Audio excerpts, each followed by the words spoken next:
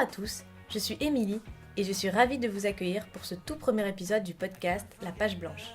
Dans La Page Blanche, j'invite des auteurs pour parler avec eux d'écriture, de leur processus créatif et de leur parcours en tant qu'écrivain.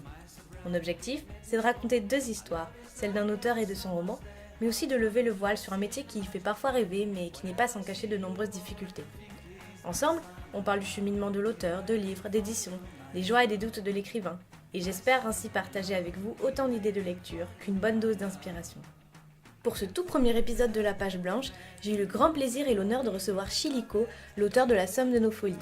La Somme de nos folies est un roman riche, flamboyant, poétique, qui brosse un très beau portrait de la Malaisie contemporaine. Mais derrière l'humour et la fantaisie, le roman aborde aussi des sujets délicats, comme la question du multiculturalisme ou de la corruption politique qui gangrène le pays. À l'image de son roman, Shih-Li Kow, malaisienne d'origine chinoise, est une femme particulièrement inspirante, simple et drôle. Ensemble, on est revenu sur la jeunesse de ce premier roman, couronné du prix du premier roman étranger 2018, et du succès qui a entouré sa publication. On a parlé également du plaisir et de la joie d'écrire et de créer d'une manière générale, de l'inspiration, de la façon dont on peut surmonter facilement un blocage. Une belle vision de l'écriture que je suis ravie de vous partager. Petit disclaimer avant de passer à l'interview à proprement parler. Tout d'abord, cet épisode a été enregistré à l'hôtel où résidait Shih-Li Kow durant son séjour à Paris. Il se peut donc que vous entendiez, ça et là, quelques bruits de fond lorsque d'autres clients vont et viennent dans le hall de l'immeuble. Cela ne gêne pas du tout la discussion, mais je préférais vous prévenir et m'excuser pour ces légers désagréments sonores. Ensuite, Shih-Li Kow étant anglophone, j'ai transcrit puis traduit ses réponses afin de rendre l'émission accessible au plus grand nombre. Mais si ça vous intéresse, une version de la discussion sans doublage est disponible sur YouTube, sur le compte de La Page Blanche. Bref, après cette très longue introduction, place maintenant à ma conversation avec Shih-Li Kow. Bonjour Shih-Li Kow, je vous remercie d'avoir accepté cette interview. Je suis vraiment ravie de pouvoir discuter avec vous de votre roman aujourd'hui. Alors je ne sais pas si vous savez, mais votre roman est en ce moment même en lice pour le Prix Bookstagram du roman étranger, qui est un prix organisé sur Instagram et qui récompense donc le meilleur roman étranger de l'année. It's competing now. Oui, c'est ça, en ce moment même. Okay, I didn't know that. Et La Somme de nos folies, d'ailleurs, a déjà reçu ici un très beau prix, qui est le prix du premier roman étranger, donc déjà félicitations. Yeah, I think it was a great job by the translator, Frederick Relier. Alors je vais essayer un petit peu de résumer votre roman, bien que ça ne soit pas facile, parce qu'en fait il n'y a pas d'intrigue à proprement parler. Alors je dirais pour moi que c'est avant tout un portrait de la Malaisie, à travers toute une galerie d'histoires, de personnages. Histoire qui se déroule à Lubok Sayong, qui est une petite ville de province entourée de lacs, de montagnes. Le point de vue va alterner entre deux narrateurs, Aoyong, qui est un Chinois d'âge moyen et qui dirige une conserverie de litchis, et Marianne, qui est une jeune orpheline de 11 ans. Marianne est adoptée par le troisième personnage phare de l'histoire, qui est Bevi, une pétulante vieille femme avec un vrai caractère de cochon. Et comme ça, il y a beaucoup d'autres personnages secondaires et hauts en couleur qui gravitent autour d'eux, et c'est ce qui fait, selon moi, l'une des grandes forces de ce roman. Est-ce que vous êtes d'accord avec cette description de votre roman ? Yes, totally. I think it was a very good summary. Alors maintenant, on va pouvoir entrer un petit peu plus dans le vif du sujet parce que j'ai pas mal de questions à vous poser sur La Somme de nos folies. Et ensuite, dans un second temps, on parlera plus de l'écriture en elle-même et de la manière dont vous définissez en tant qu'écrivain. Donc ma première question va être vraiment très très simple. C'est quel a été finalement le point de départ de La Somme de nos folies ? Quelle a été la première idée ou la première image qui vous est venue en tête pour écrire cette histoire ? I think it was the flood. I was writing about a flood. It had some characters in it. I think it had Aoyong, it had Ismet, if you remember Ismet. I think it started from a flood in a small place, and it expanded from then, that point of the story. Oui, donc en fait, ça correspond plus ou moins au tout premier chapitre du roman. Yes, was actually the flood, and I think it became maybe the second or third chapter where the bridge was built. Alors moi, j'ai trouvé que votre roman compilait d'une part des histoires locales et d'autre part nous donnait à voir différentes images de votre pays. Donc comment avez-vous articulé ces deux aspects, c'est-à-dire d'un côté parler d'histoires singulières et de l'autre donner une vision plus large et plus globale de la Malaisie? I think the micro story came first. It's a combination of many small scenes within one place. But I did have the intention to make Lubok Sayong a representation of Malaysia, so it has many elements of the country in that way. I did not have to write a very big place. I wrote it with depth, and the elements came with that. On pourrait croire, quand on lit La Somme de nos folies, qu'il s'agit plus ou moins d'un recueil de nouvelles. Mais moi, je suis pas du tout d'accord avec ça, avec ce terme de nouvelles. Pour moi, les histoires que vous écrivez s'apparentent davantage à des chroniques. En tout cas, il y a bel et bien un fil conducteur, voire même plusieurs fils conducteurs qui relient ensemble toutes les histoires. Donc, qu'est-ce que vous pensez, vous, de cette opposition, qui d'ailleurs n'est peut-être pas du tout une opposition, entre roman et nouvelle? Comment vous avez pensé la structure de votre livre? I think it is perfectly fine for another reader to have another opinion. I think maybe the impression that it is not a novel comes from the tradition form of the Western novel, which is maybe a beginning, a middle, and then a climax, and then end, and then the same characters follow through. Perhaps it does not follow that traditional form, but I do feel that it is a continuous story. The characters grow throughout the story from the beginning of the book until the end of the book. Oui, c'est vrai, chaque personnage en fait suit une véritable évolution tout au long du roman. Et il y a même une vraie continuité temporelle très claire, et c'est ça pour moi qui exclut totalement l'assimilation du roman au simple genre de la nouvelle. Juste parce que la forme ne respecte pas spécialement les codes de la narration traditionnelle, ça n'empêche pas le fait que ce soit bel et bien un roman. But on the other hand, I don't see the need for a definition to define whether you enjoy the book or not. At the end of the day, as a reader, we read. It can be a novel, it can be novellas, it can be short stories which are linked, it can be short stories which are not linked, it can be many forms. And I don't think the definition of the form should affect the reading. Quand j'ai lu La Somme de nos folies, moi j'ai eu l'impression qu'il y avait un certain nombre d'oppositions qui entraient en jeu. Je pense par exemple à l'opposition qui est faite entre Kuala Lumpur et Lubbock Sayong, autrement dit entre la capitale et la ville de province, entre la ville et la campagne d'une manière générale. On ressent vraiment bien cette opposition, par exemple au tout début du roman, lors de l'épisode de la crue. Il y a toute une équipe de bénévoles qui viennent de Kuala Lumpur pour aider les habitants de Lubbock Sayong, mais ces derniers sont pas vraiment les bienvenus et finalement les bénévoles gênent plus qu'autre chose la population locale. On voit bien une espèce de ressentiment qu'ont les gens envers les habitants de la capitale, comme si finalement ils vivaient dans des mondes complètement opposés.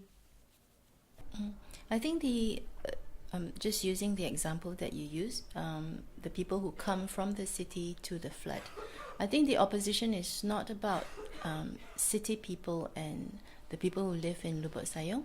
I think it's the opposition between the people who live in one place and the outsiders who come from another place, thinking that maybe they do think that they are doing something good, or they may just be opportunistic, to be taking advantage of a situation to do something for themselves. So I think it's more the opposition between a sincere approach to being in a place versus an insincere one. L'autre opposition à laquelle je pensais, c'est celle qui est faite entre la population locale et les touristes. Dans l'épisode qui met en scène les Miller, ce couple d'Américains venus chercher un peu d'authenticité à Lubbock Sayong, le narrateur Aoyong exprime bien ce paradoxe entre deux visions de la Malaisie. Parce que la Malaisie, en fait, est un pays tout à fait développé, mais c'était pas forcément l'image qu'en ont les touristes. Et Aoyong dit quelque chose que je trouve vraiment intéressant.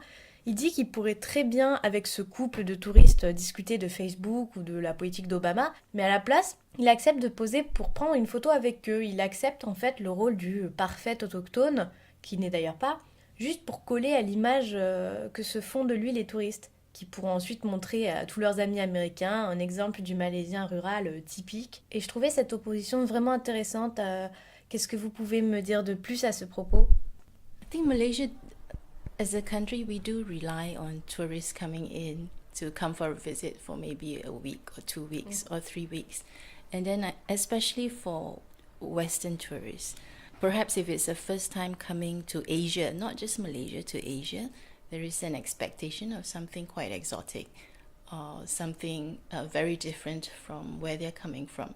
And as locals in an Asian country, especially those who have to be involved in the tourist trade to give the tourists an experience which they may feel is genuine Okay, so I think there is a falseness in that sometimes, that we present a country in a way that we think the other person would like to see it. And that's what I'm trying to write about when Aoyong pretends to be something interesting for the tourist. Pour moi, la lecture de la Somme de nos folies, ça a été vraiment une totale découverte. J'ai découvert un pays que finalement je connaissais très très peu. Je connaissais sa localisation géographique, sa capitale et tout le genre de choses que finalement on apprend à l'école. Okay. Donc j'ai vraiment eu le sentiment d'être complètement immergée en Malaisie. Est-ce que c'était un enjeu conscientisé pour vous que de permettre ainsi à d'autres pays de découvrir la Malaisie? Peut-être est-ce une manière de briser une sorte d'image carte postale? Et c'est une question d'ailleurs qui rejoint un peu celle de la vision que peuvent avoir justement les touristes qui viennent en Malaisie. It's an interesting question, because when I wrote the book, I did not think I was writing for a foreign readership. I felt that I was writing for a very local readership, and which is why there are many references in the book which are private jokes, to which only Malaysians would probably understand. But I did want a place which was representative of Malaysia, because that was what I was interested in. We had certain issues in the country at that time which I wanted to write about, and all that went into the book. And I think maybe almost by accident it became a representation. Et cette représentation, justement, même si elle peut être accidentelle, est-ce qu'il s'agit pour vous d'une juste représentation de la Malaisie et pas simplement d'une carte postale? In my opinion, it is a right representation of what we were concerned about at that time. There were things happening in the country during that time. I think those are some of the issues which I wrote about in the book. I'm not sure if it can be described as a postcard representation. Of course, there are mountains and there are lakes, and I enjoy writing descriptions about those places, but I'm also writing about some very harsh issues as well. Cette question me conduit en fait à une autre qui est celle de la langue. Je me suis demandé si le choix d'écrire en anglais était évident pour vous, et sinon, qu'est-ce qui a motivé ce choix? I have always written in English. I do that because my reading has been in English since I was very young. So I think English is the language of my imagination, is the language of my expression, although I speak Malay and some other languages. But English is the one that comes most naturally, and very much so because of what I have read in the past. J'ai lu pas mal d'articles et de critiques à propos de votre roman pour préparer un peu cette interview. Et souvent, il y a des mots qui reviennent pour résumer la Somme de nos folies, des mots comme fantaisie, poésie, truculent, acidulé ou coloré. Moi, personnellement, certains épisodes m'ont beaucoup fait penser aux contes. Par exemple, la légende autour du lac de la quatrième épouse, ou encore l'histoire du poisson de Bévy. Il y a quelque chose dans la structure qui, pour moi, se rapproche vraiment de celle du conte. Est-ce que tous ces mots, tous ces termes, tous ces qualificatifs vous parlent pour désigner votre roman? Est-ce qu'il y a un mot que vous choisiriez pour résumer votre propre livre? Même si je dois reconnaître que votre titre est absolument parfait. I don't know if I can find one word. I think the only thing that comes to mind is difficult, because it was difficult when I was writing it. Peut-être qu'il n'y a aucun mot, justement, en fait, que la somme de nos folies est l'expression tout simplement la plus juste et la plus exacte. Yes, it is what I wanted to do, the sum of our follies. Ce qui a beaucoup attiré mon attention dans votre roman, c'est que derrière justement la poésie, les légendes, l'humour et la fantaisie des chroniques locales, vous abordez aussi des sujets très sérieux. Vous parlez notamment de la politique de votre pays et du multiculturalisme. Parce qu'il y a plusieurs communautés en Malaisie, les Chinois, les Indiens, les Malaisiens, qui tentent de vivre en bonne entente, mais c'est pas toujours évident. Je pense aussi à l'histoire très cruelle des Ladyboys qui sont envoyés en camp de redressement par le gouvernement. On a l'impression, en vous lisant, que vous vous montrez finalement très critique à l'égard de la politique malaisienne. Okay, in Malaysia, we like to say that we live together very happily. And that is the story that we tell maybe tourists, okay? Our tourist tagline is Malaysia Truly Asia, which gives the impression that everyone is happy, living together, you know. But under all that, generally, I think on a day-to-day basis of daily living, we do get along quite well. But there is an underlying tension between communities, and that tension is always there because we still identify as, or at least many communities still identify as Malay, Chinese, Indian. It's the identity of a Malaysian is not truly there yet. We still have ethnic associations and it's very strong.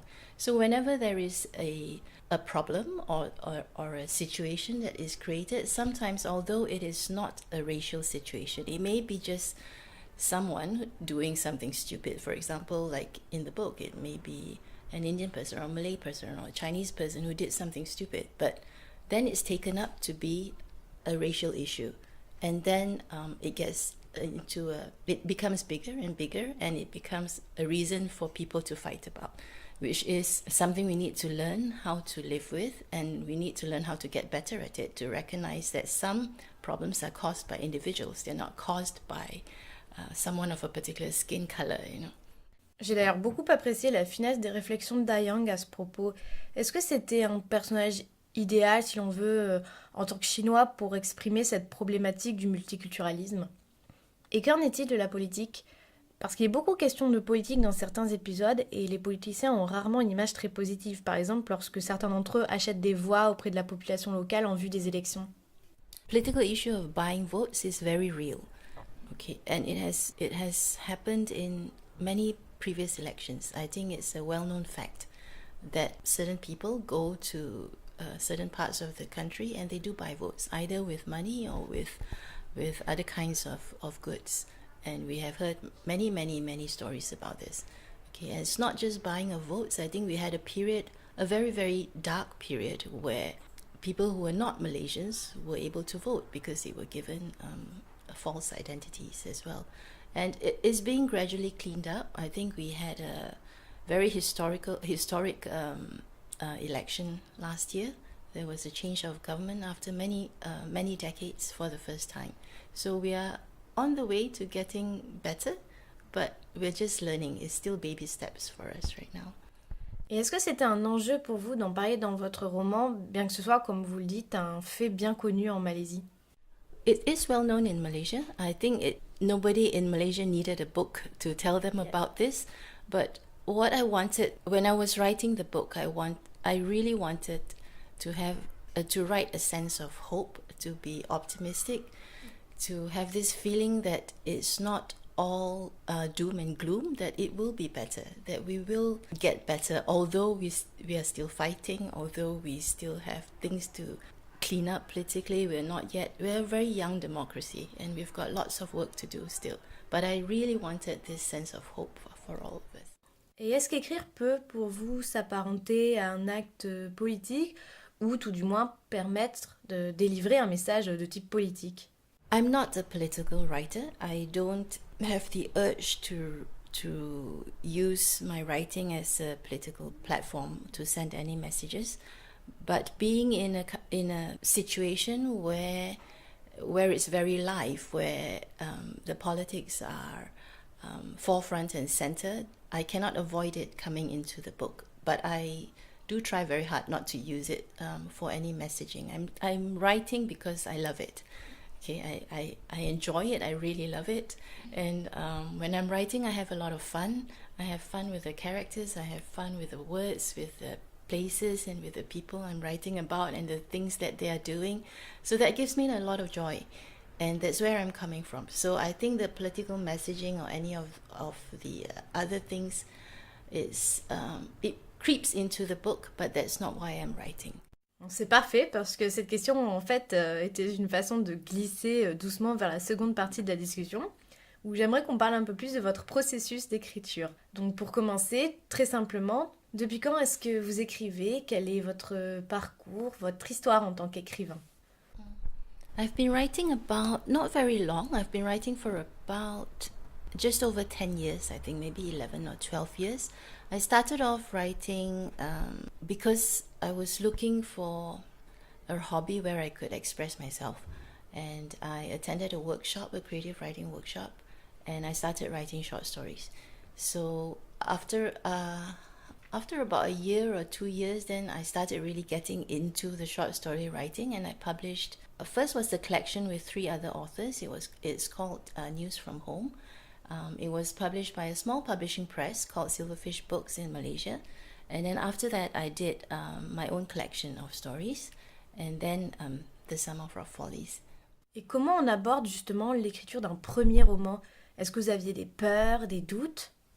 Oh, I had a lot of doubts every day. Oui, tous les écrivains ont des doutes. Every writer has doubts. Doubts whether the writing is good enough, whether the story is good enough, whether you should rewrite some parts of it.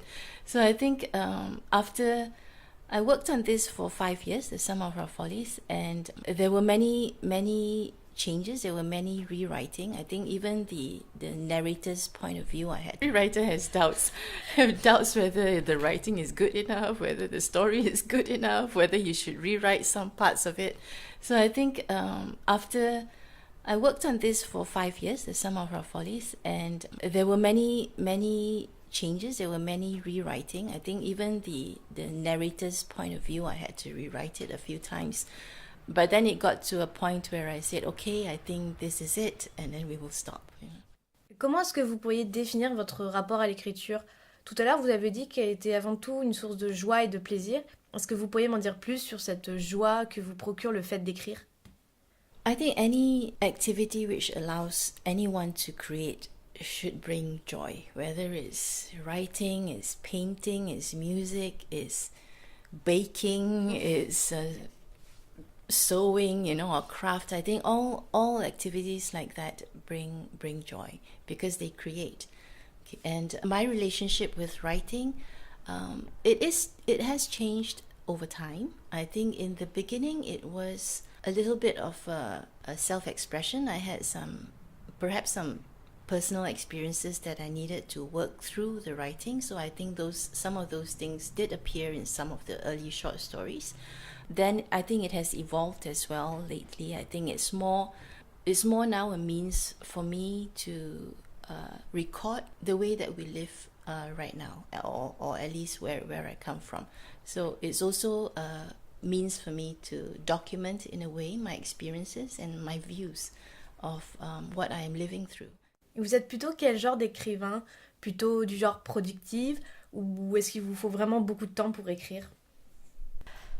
I need quite a long time to write because I don't have much time and because I work as well, and I work in small pockets of time because I don't have like a month or 2 months to sit down somewhere and work on a piece of work.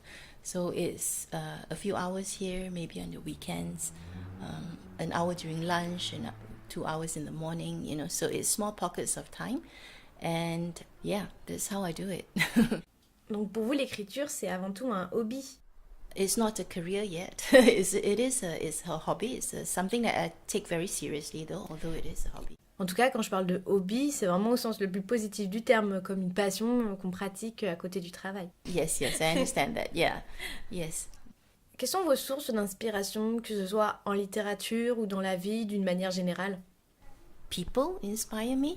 Ordinary events inspire me. The events that happen like every day in daily life, especially the people who come and go. Other writers' writings inspire me, especially writings which language inspires me as well. Especially I read only mainly in English, so when the writing is beautiful, when it's evocative, when it carries the story well, all that is very inspiring. But sometimes I think when as a reader who also writes, quite often I will come across a book that is beautifully written, and then I will feel that, oh no, I'm so far away from that, Yeah, but it's inspiring too. We aim to be better.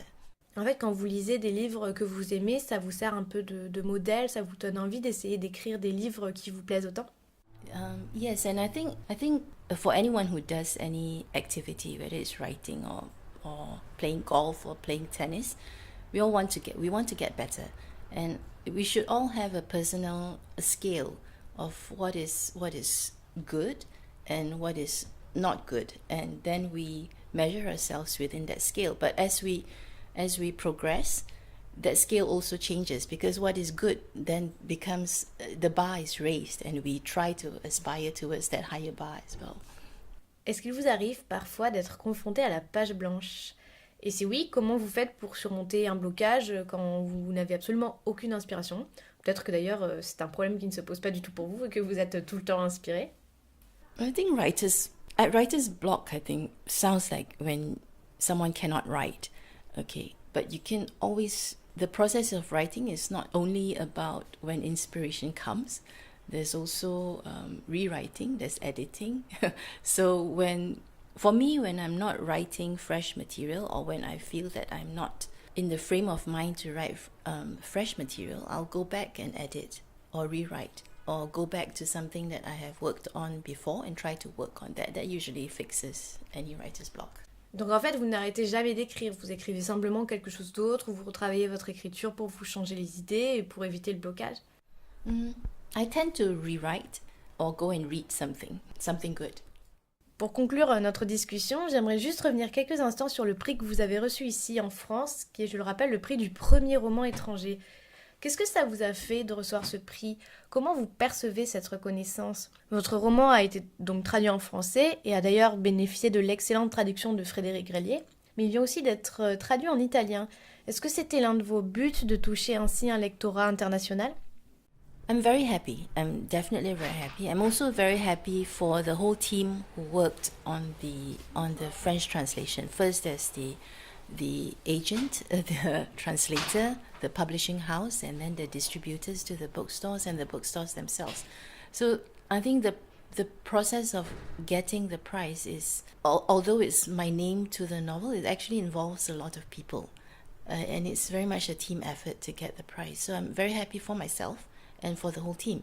And it is fantastic that a book can expand its readership via a different language, because it also started me thinking, because as a reader I would not have been able to read many of the things that I have read, like the South American authors or the Japanese authors, without the translation. So to have my novel translated is fantastic, really.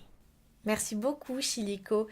C'est un vrai plaisir de discuter avec vous de la Somme de nos folies et de vous avoir à mon micro pour le tout premier épisode du podcast. J'ai vraiment hâte de vous lire à nouveau et en attendant, je vous souhaite un très très bon séjour en France. Oh, I'm having a great time now. Thank you, Emily. Thank you. Un immense merci à Shih-Li Kow d'avoir pris le temps de répondre à mes questions et aux éditions Zumba d'avoir permis cette belle rencontre. Si vous souhaitez m'écrire pour me poser des questions, discuter autour de l'épisode ou tout simplement pour me suggérer des invités pour le podcast, n'hésitez surtout pas à me contacter via Instagram sur le compte Émilie de Zélienne, comme ça se prononce. Si le podcast vous plaît, vous pouvez vous abonner pour ne rater aucun épisode. N'hésitez pas non plus à partager le podcast autour de vous ou sur les réseaux sociaux, c'est encore le meilleur moyen de le faire connaître. Merci à tous et à très vite pour un nouvel épisode de la Page Blanche.